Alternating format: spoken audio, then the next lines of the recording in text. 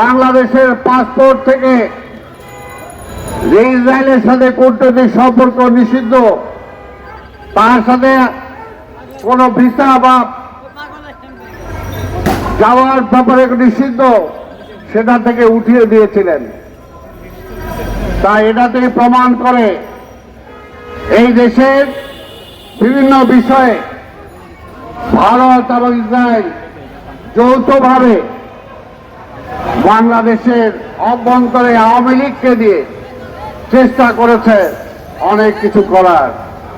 তাই আজকে বলবো, বাংলাদেশে আন্দোলনকারী সকল দলগুলোকে বলবো, যারা আমরা ফ্যাসিবাদের বিরুদ্ধে লড়াই করেছি সেই দলগুলোকে বলবো,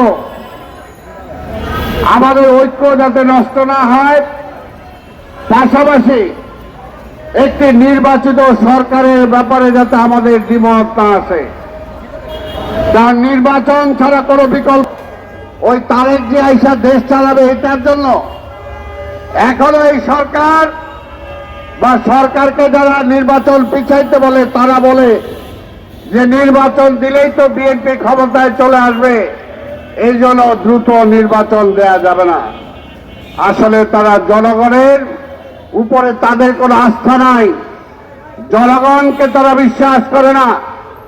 জনগণ, আমি বলতে চাই, বাংলাদেশের জনগণ কখনো ভুল করে নাই, 70-এ ভুল করে নাই, 71